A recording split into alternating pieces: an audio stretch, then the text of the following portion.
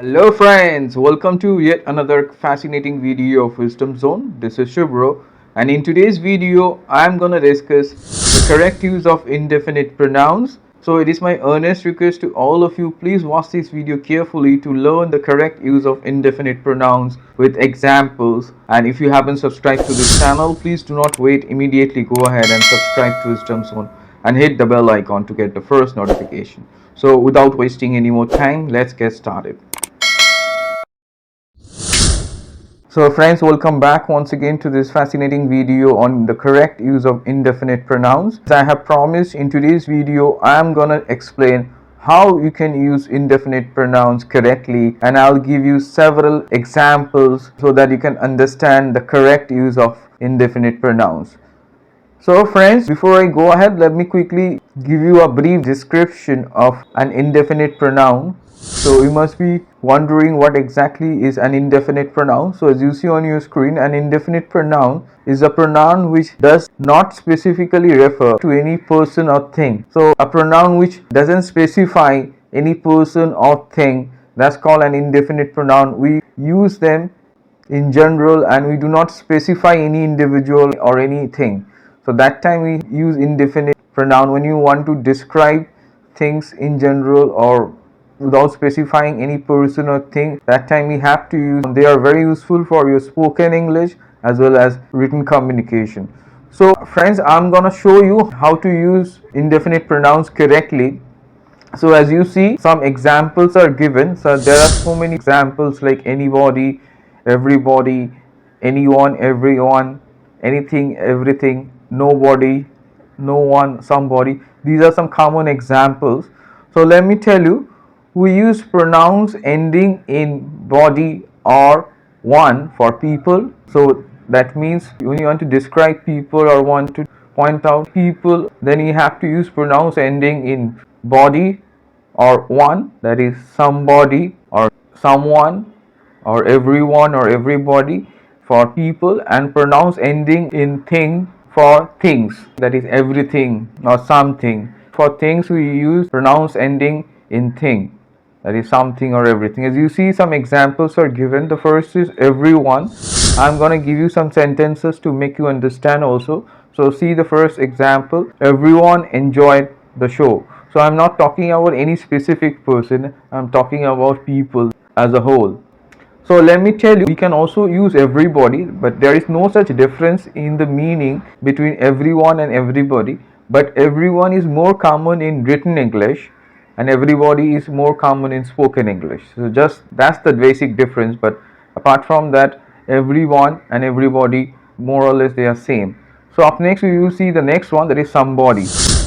Again you can see the example, somebody told him the truth. So I'm not talking about any specific person, I'm not pointing out to any person, somebody. So in general I'm saying, and I don't know who's the person. So as you see, we can also use someone, because again there is no difference between someone and somebody, but somebody is more common in spoken English and someone is more common in written English. So up next we will see the next one, that is everything. As you see the example, everything looked good. So here I'm talking about things, and you can also use something. As you see the next example, something. I heard something strange yesterday. So again I'm not specifying, I'm saying something strange. Unspecifically I'm saying. So up next we are going to see how to use them, how to use this indefinite pronouns correctly. As you see on your screen, the first important thing to note, and it's a common mistake people make, they use plural verb but we use singular verb after an indefinite pronoun. So as you see the example, everybody loves Sam. So I'm quite sure it's clear. Similarly, you see that everything is planned properly. So here we use the singular verb, not plural. I'm quite sure it's clear. So you can say that everything is okay, not everything are okay. I'm quite sure it's clear. So this is a common mistake. Just ensure you do not make this mistake in the future. The next thing we are going to see is that, as you see on your screen, to refer back to an indefinite pronoun, we normally use a plural pronoun. So this is one important thing we have to know. As you see the example, everyone enjoyed the match, and the next part, when you are referring, then you have to use plural pronoun, that is they appreciated and clapped. So this is one rule you have to follow when you are using indefinite pronoun at first and you are saying everyone enjoyed the match, and when you want to refer to it back, so then you have to use plural pronoun, that is they appreciated and clapped. So I'm quite sure it's clear.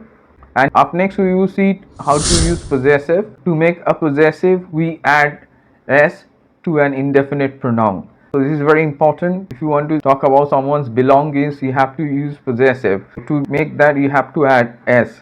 As you see the example, is this anybody's book? So I'm adding s here to form possessive. And we also use else after indefinite pronouns to refer to other people or things. This is another important thing which you have to remember. That means we just add else after indefinite pronouns. So as you see the example, I don't know the answer, please ask someone else. I cannot say please ask someone. So you have to add else, then it becomes grammatically correct. So that's the way you have to use.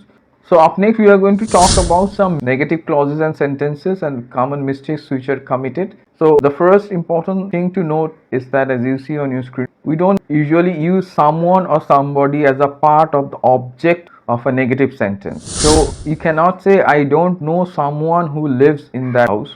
So this is incorrect. So here it should be I don't know anyone who lives in that house. So I'm quite sure it's clear. And in case of negative clauses, we use pronouns with no. So let me show you what I'm telling you. As you see the example, anybody didn't come to meet him. Yeah, as you see the example, anybody didn't come to meet him. So I'm quite sure you have understood this sentence sounds incorrect. You cannot say like this way, anybody didn't come to meet him. So it's totally incorrect. So we have to use no before body, that is nobody came to meet him. That's the correct sentence, as you see. Up next you will see the next important aspect, that is we do not use a double negative in a clause with nobody, no one or nothing. So we cannot make a double negative also in a clause with nobody, no one or nothing. So you cannot say nothing didn't happen last night. It's totally incorrect. Nothing is negative, didn't is also negative. This is totally incorrect. So the correct is nothing happened last night. So I'm quite sure it's clear. So friends, today I discussed the correct use of indefinite pronouns in a crystal clear manner with proper examples. Please go through the examples and try to make sentences and comment below, and I'm quite sure if you go through the examples properly, you will not have any confusion related to use of indefinite pronouns. So I'm quite sure you have liked this video like my other videos. So it is my earnest request to all of you, if you haven't subscribed to this channel, please do not wait, immediately go ahead and subscribe to Wisdom Zone and hit the bell icon to get many more videos. So stay tuned for further informative videos, friends, and do not forget to like, share, comment and subscribe to Wisdom Zone.